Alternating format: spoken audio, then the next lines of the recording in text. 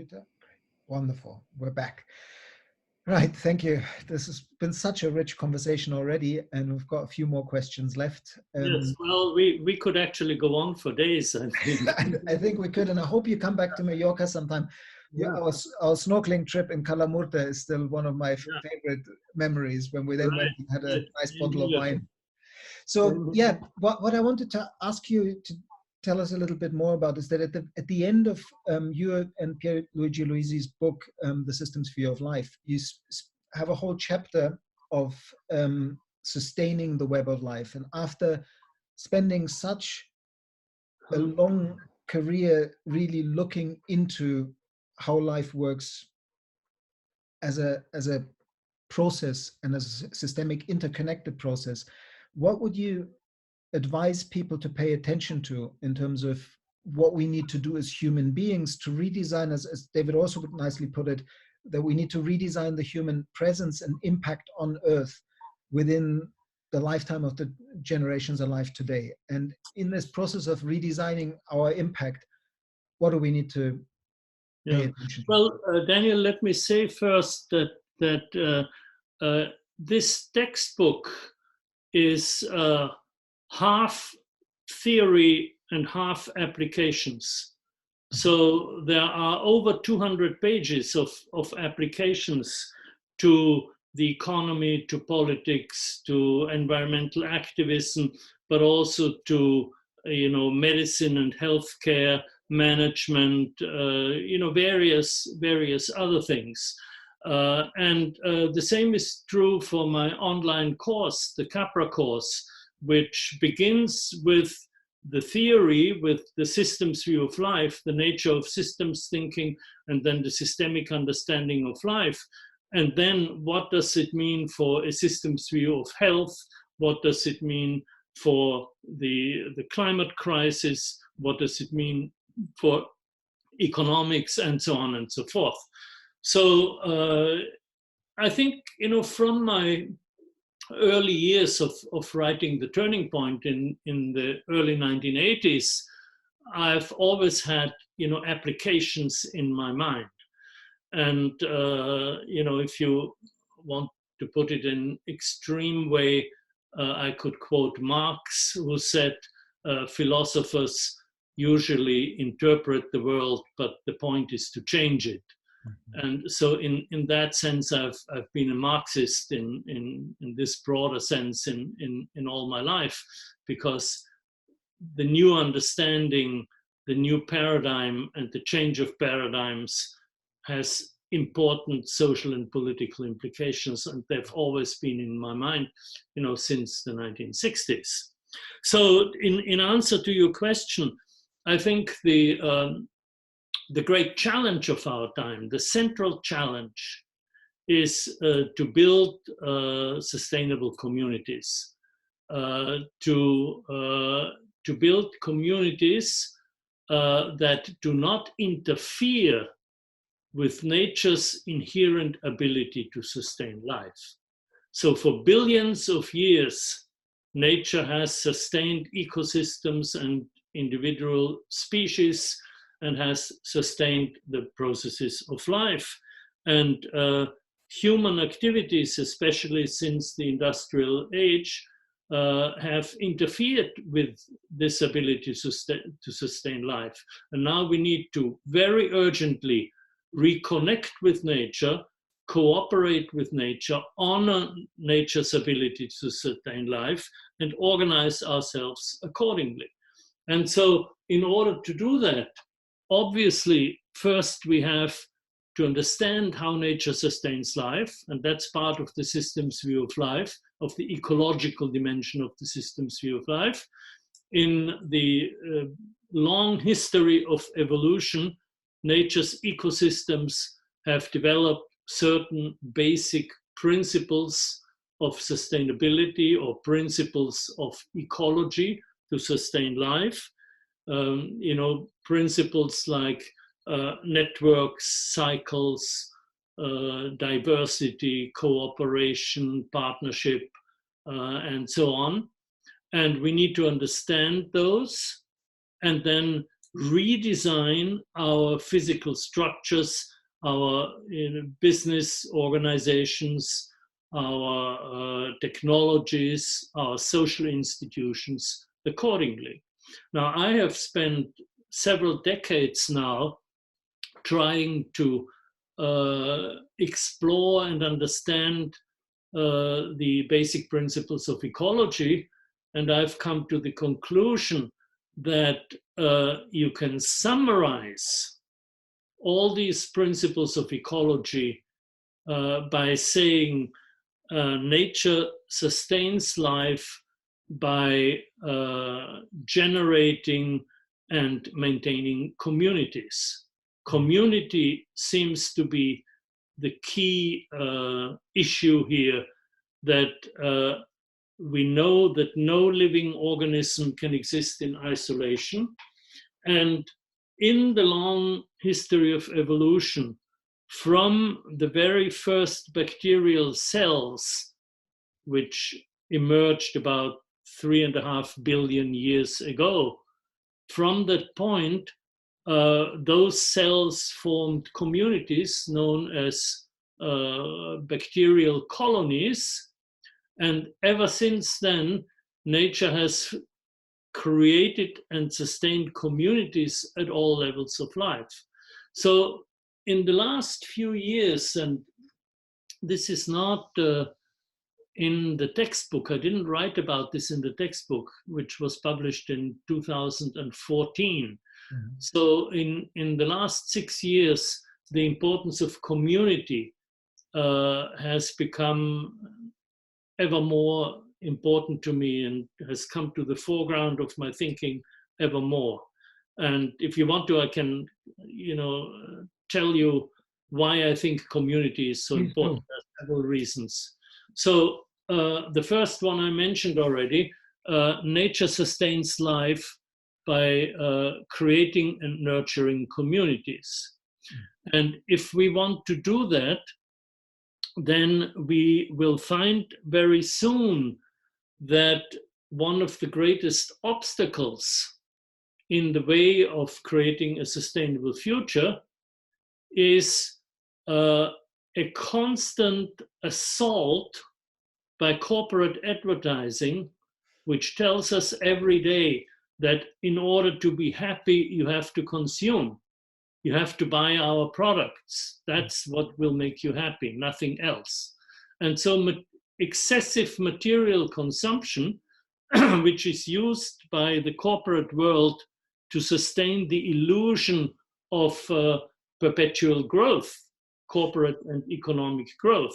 This excessive consumption is seen as the way to happiness. Now, if we can show that true happiness lies in human relationships rather than material consumption, in other words, in community, then this is the biggest and most effective counter-dose. So that's the second reason why community is also, if you, which I know from having lived in an intentional community, if you organize our patterns of consumption communally, you get a higher standard of life with less consumption. Yes, and that's also what the transition down movement does. There are many movements now who are trying to do that. So that's the second reason. The third reason is that what we need to really live sustainably and change the design of our physical structures and social institutions, we need to learn a lot how to do that. And it's not learning in terms of just absorbing new information, but it's learning that is transformative learning that really changes our being, our values. And in my experience, community is the most effective vehicle for transformative learning as a learning community. Mm-hmm. So those are three reasons, and there's a fourth one, and that is something we haven't talked about yet, or implicitly we have, but not explicitly, and that is that the change to a new paradigm is not only a conceptual problem, but it's also a problem, and even more so a problem of values, a problem of ethics. And ethics is usually talked about in relation to religion or philosophy, but there is also a scientific approach that I have recently discovered to the question of ethics. And that is that, as I said before, nature has sustained life by creating and nurturing communities, and natural selection has favored those communities in which the individual members behave for the benefit of the community as a whole. And in the human realm, that's what we call ethics. But it's common to all of life. Behavior for the common good is ethical behavior. And that means that ethics is always related to community. So these are several reasons why community is so important. Aldo Leopold, as you know, in his wonderful little book, Sun County Almanac from the 1960s, established this, like I hope I remember the quote correctly, a thing is right if it protects the vitality and connectivity of the biotic community. It is wrong if it does otherwise. Right. So ultimately, that's also, and he even uses the word biotic community.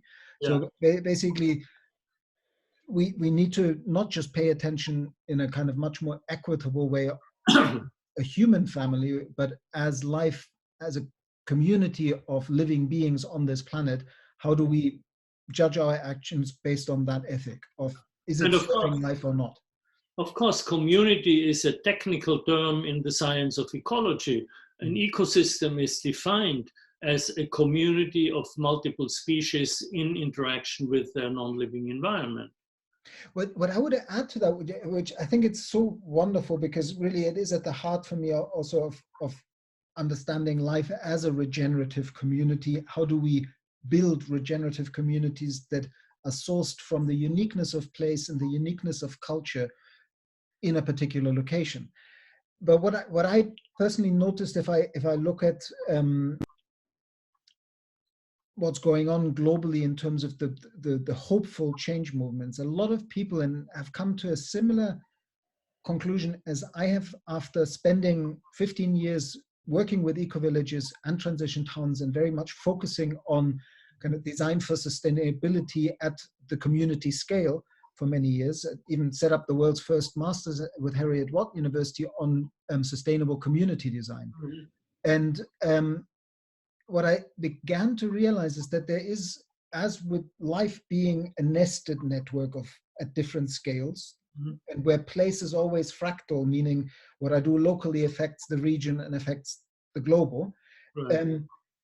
The one layer that we haven't paid a lot of attention to because of the mental colonialism of the nation state, which is a relatively new invention, is the bioregion, the watershed, which is where most of our species history, we've lived in bioregional settlement patterns and in communities at the local level, whether we were nomads or settled. And when you really want to create the whole systems design that creates all the benefits around renewable energies, circular biomaterials, economies, and all that, to do so at the scale of a community is difficult. Also, to do so at the scale of a city alone is difficult. But when you put the city or the community into the context of its watershed or region, it's at that scale that those communities in that region can collaborate to really create designs that are regenerative and actually take care of the local ecosystem. Yeah, have you written something about that? I'm writing more and more about it, yes. Yeah, I think you should. I think that's a very important idea. And I was just thinking you should also write about the fact that this in some way contradicts what many people think of when they think of community, because they think of global digital communities, and which are important too.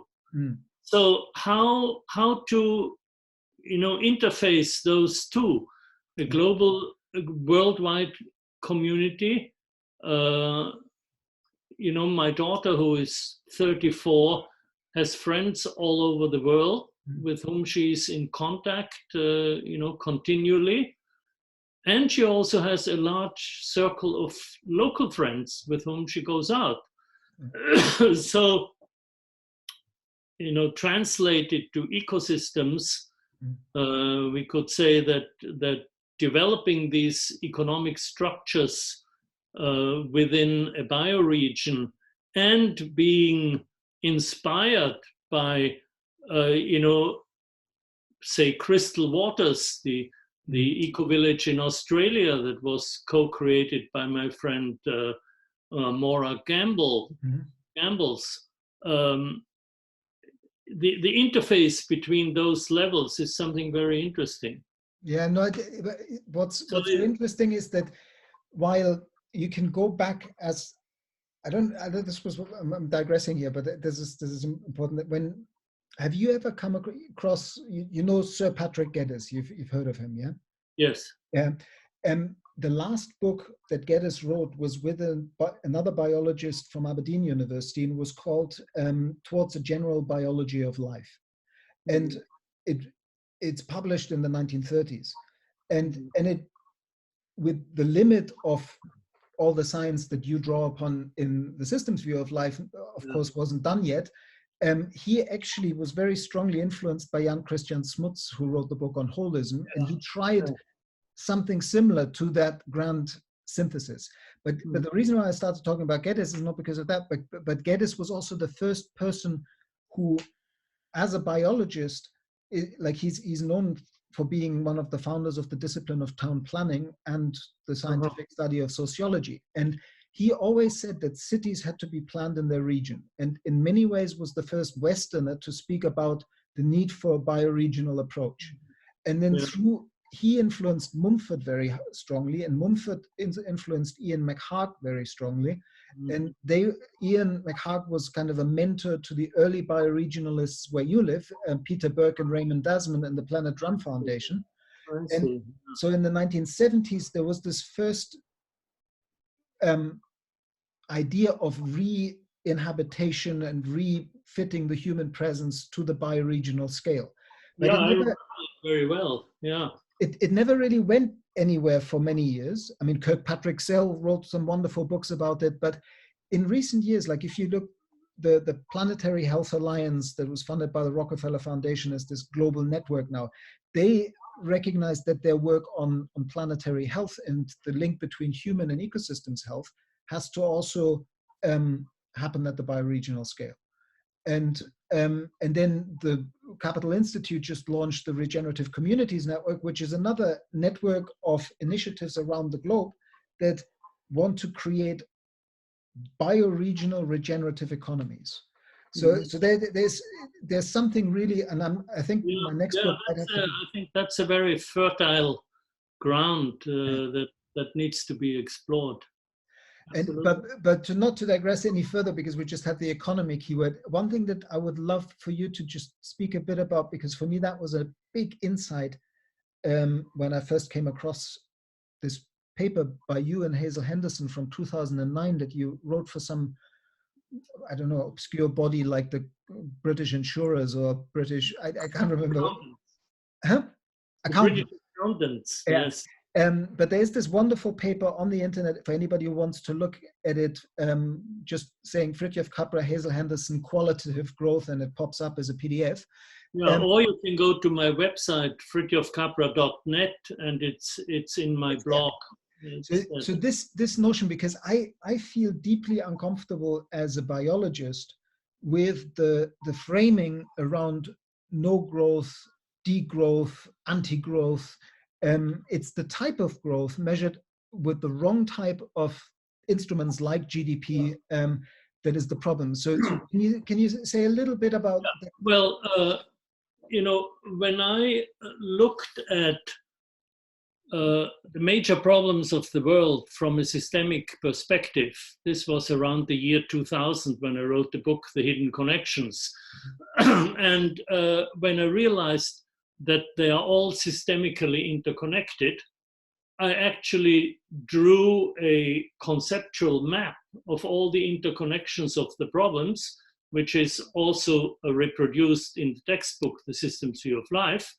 And I realized that at the very basis of these problems is the fundamental dilemma of the illusion of perpetual quantitative growth on a finite planet, which is, obviously, an illusion. It's nonsensical to believe that corporations and economies can continually grow. And yet, virtually all our corporate and academic economists believe in that. And so our politicians as well. The politicians, of course, yeah. So when they look at an economy, they say, well, 2% growth is okay, 1% is bad, it's weak, 3 or 4% is a healthy economy. Mm-hmm. And even if that 3 or 4% of growth is caused by wars and catastrophes and accidents and means a doubling of, and it means a doubling of patterns of consumption every 27 years. Yeah. So this is obviously an illusion. And so, many people have said, we have to stop this. We have to build a no-growth economy or degrowth. In Italy, there's a big movement called decrescita, which is degrowth or negative growth. And I agree completely with you. From a biological and ecological standpoint, you can say growth is an essential characteristic of life. All living organisms grow, but not everything grows at the same time, and not everything grows all the time. So in an ecosystem, for instance, while certain things grow, others reach maturity, then decline, disintegrate, and provide nourishment for new growth in the next season, like the leaves falling off trees and so on. So what we need is really this kind of growth, and I called it qualitative growth. Growth that is multifaceted, and growth that includes inner growth in terms of an increase of complexity and maturity. And so what we very urgently need is to qualify growth.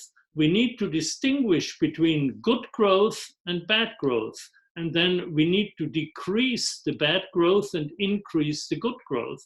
And from an ecological point of view, this distinction is very easy and very simple. So bad growth is growth that uses fossil fuels, that includes toxic substances, that consumes excessively material resources, that is destructive of communities, and so on.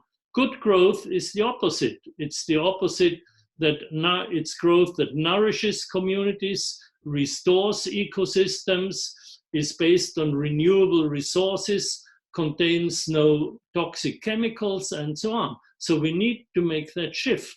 And it's a shift in terms of tax policies, in terms of economic subsidies, and so on. That one thing I absolutely can't understand is that governments today still subsidize fossil fuels, to the tune of billions and billions of dollars. These are so-called perverse subsidies. And more than 70% still go to fossil and nuclear, and only 30% go to renewables. Yeah. So that's what is meant by qualitative growth. Yeah, no, I highly recommend to anybody to read that paper of yours. One other thing that I would love to pick up, just also to honor a common friend of ours who sadly died over 10 years ago now, Professor Brian Goodwin, who I met when he had started the Masters in Holistic Science at Schumacher College. And one of the things that I learned so much from Brian in that time, but one of the things that always struck me was that as one of the, you could say, founding fathers of complexity theory, as a mathematician and biologist, he always felt that a central lesson of complexity was that if you kind of slightly simplify what the definition of a complex dynamic system, it's any system that has more than 3 interacting variables, going back to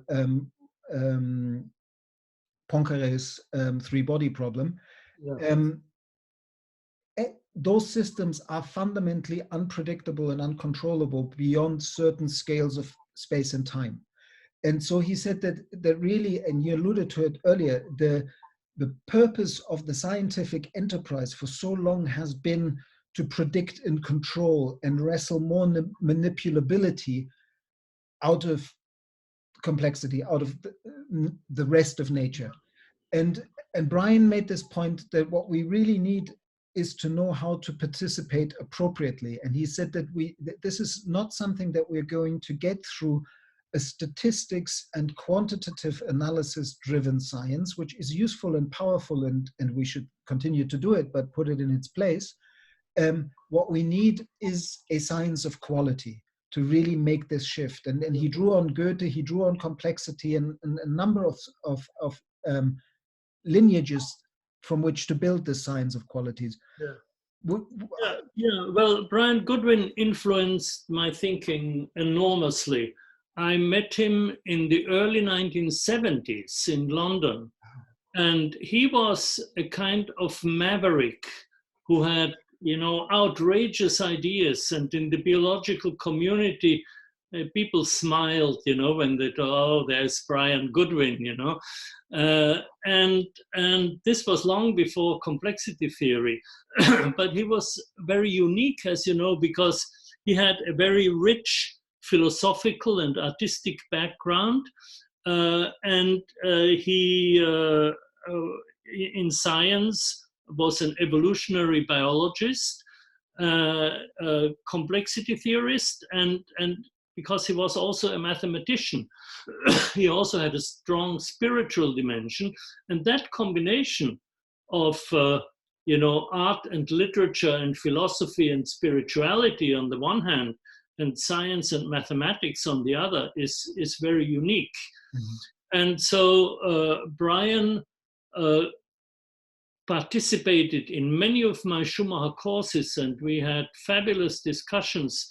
And one statement I remember very well was that he said, complex systems are not predictable, but they are intelligible. And that is just very beautiful statement that sort of encapsulates the nature. And, he was completely right with the science of qualities. And I alluded to that when I talked about qualitative growth.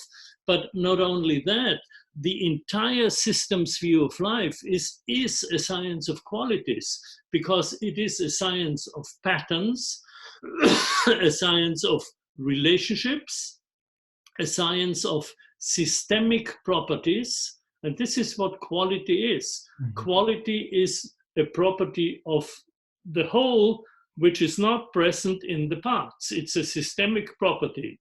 For instance, my state of health is not the sum of the health of my heart and liver and my toes and my teeth, but is a result of the interactions between those parts and the relationships between those parts. It's an emergent property, a systemic property. This is what qualities are.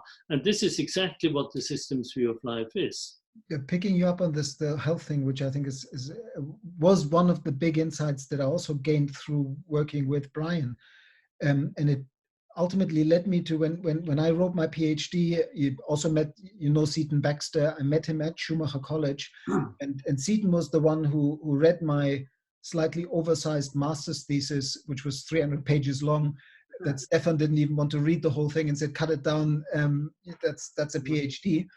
And Seaton came back and said, look, I'll find a scholarship for you if you ever wanted to do a PhD. And so I, a couple of years later, ended up doing my PhD with Seaton in a design school. And I thought that it was going to be on design for sustainability. Mm-hmm. And then being influenced by your work, being influenced by Brian's work, by Stefan Harding, and all the wonderful people that I'd met at Schumacher College, I actually realized that when we talk about sustainability, we talk about the pattern that connects, as Bateson would have called it. When we ask what is it that we're trying to sustain, we're trying to sustain the web of life, that regenerative community. And so another word of saying that is health, systemic health, exactly as you just described it. And I use this notion of health being an emergent property at different scales across the complex dynamic system. It is a systemic property that has fractal, like it's cellular health, organ health, body health, family health, community health, ecosystems health, planetary health. Absolutely. And I use this to work with what I call the scales of design. And I don't know, I wanted to ask you, are you familiar with the work of a guy called Aaron Antonovsky, an Israeli health scientist? No. He did a lot of research on Holocaust survivors and looked at what was the uniqueness that enabled people to go through enormous trauma and still be able to go on, and also how different people responded to stresses that would make some people ill and die, and other people would survive. And he developed, in a book called Health, Stress, and Coping in the 1960s, a new approach to health, rather than a pathogenic approach to health, which is looking at what drives the disease and dealing with symptoms, so that the normal allopathic approach. He said we need a salutogenic approach to health. We need to look at what are the conditions, because health is this dynamic balance. You constantly get viral vectors and bacterial vectors trying to in fact, that is my definition of the systems view of health. Health as a state of dynamic balance, which involves biological dimensions, social dimensions, and ecological dimensions. If you, I'll send you some links, or I'll send you a link to a whole book on salutogenesis. That's basically what the salutogenic approach is about. Okay, there's one last question. Thank you so much for this marathon conversation. I just really wanted to name one more person in this context of our conversation who has been another elder of mine, like you and Brian, in putting me on my path. And that's David Orr, who I first met at Schumacher while I was on the master's course. He and John Todd and Nancy Jack Todd offered a short course on ecological design. And that's when I first understood the power of design in bringing like human intention expressed through interactions and relationships, bringing this new holistic worldview and systems view of life into action is through design. And let me just quote David Orr here, that this is what I use in all my work. He defines design as the shaping of flows of energy and matter for human purposes. That's an ecological definition of design. And then he defines ecological design or eco-design as meshing those human purposes with the natural flows and patterns in nature. So that has been very inspiring to me. Basically that put me on my path. Like I was somewhat impatient and frustrated, having learned the wonderful theory of holistic science. And I wanted to say, okay, but the world's burning. How do we put this into action? And that's when I realized, meeting John Todd and also Nancy Todd and David, that ecological design was what I wanted to dedicate my future to. And so I wrote this PhD, and at the end of it, David actually ended up being my external examiner. And when it was all over and done, I went to see him at Oberlin College. in Ohio. And I did an interview, which still floats about on YouTube somewhere, in 2006 with him, where I asked him about, the original question was actually about the dimension of spirituality and the sacred in the transition that we now had to do to redesign the human impact on Earth before our very young species would die an early death. And in his answer, he said something that was just basically the seed for designing regenerative culture. 10 years before I wrote the book, he gave me the seed for that. He said, before we can ask or answer appropriately the what we need to do to create a sustainable human presence, or how we might go about doing it, we need to ask ourselves a more complicated question, a much more difficult question, which is, what is it about human beings that makes us worth sustaining? And that just, for me, was like a big question to mull on for a long time. And I would love for you to give us your take from your long life and having met some of the most inspiring human beings in my perspective on the planet in the last 50 years. What is it that you think is our unique contribution as human beings, and why would it be a shame if we died early as a species? Well, I think I would give you an answer from the perspective of evolution. What the life forms that are worth sustaining are actually the ones that are sustained in evolution, and they are the ones that best contribute to the continual regeneration and unfolding of life. So to the extent that we contribute to that, we are worth sustaining, and we will be sustained by nature if we do that. To the extent that we are not contributing, which is much more at present than our contributions, we will not be sustained. Now, if you look at the history of evolution, you can see that the average lifespan of a species from its emergence to its extinction is about 5 million years. So on the average, there are species that have lived much longer and others much shorter, but the average is about 5 million years. Now, Homo sapiens has lived for about 30,000 years. Yeah. So we are newcomers still on the planet. We have lived less than 1% of the average lifespan of a species. So it is much too early to tell whether we are worth sustaining or not. But, at present, it doesn't look very good. We can definitely say that. So, I mean, this is a dire question, and I would say that my sense of hope for sustainability and the continuation of humanity on the planet has been inspired very much by Václav Havel, the great Czech playwright and former president of the Czech Republic. And Havel wrote something where he turns the assessment or the exploration of hope into a sort of meditation on the nature of hope. And he says that hope is a dimension of the soul, not the result of a certain assessment of the state of the world. Mm-hmm. And he writes, and he wrote this while he was imprisoned as a dissident by the Soviet regime.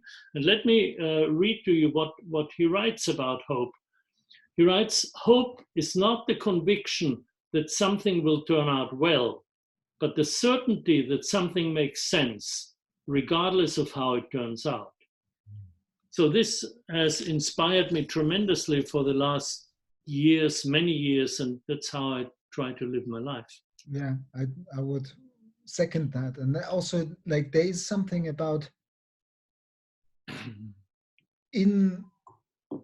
like, you know, get people finally going into the street and raising an alarm about the imminence of not just, we're already in the middle of catastrophic climate change, but we have an opportunity, and the window of opportunity is closing, to avoid cataclysmic climate change, where we get to a point where basically higher life forms such as ours will not be on this planet for a while.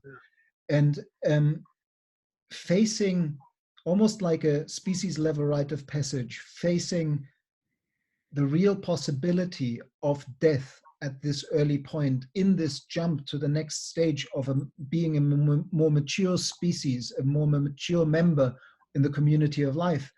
I often find that what we actually asked to also come back to is where you also started, we're talking about the Capra course earlier, that there is some kind of spiritual subtext to all of this that brings us back into not just what we do, but how we are, into our being and our connection, like this wonderful conversation we just had. And to celebrate this is, like, for me, it's that level of connection that is why we're worth sustaining as a species, that we can write poems about love like Neruda did, and that we can write symphonies or songs like the Ode to Joy that was written by Schiller and then put to music by Beethoven.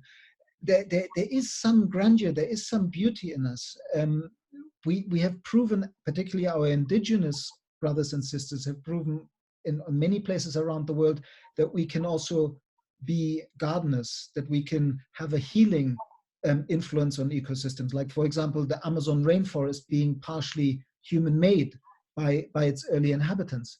So yeah, for me, it's a coming back to the moment and appreciation, and so deep appreciation also to you for thank you, you've given to Daniel. me. We should continue having these conversations and you know, continue to build these communities of systemic thinkers and activists, as I do in my Capra course and you do in your networks and your work. So let's continue.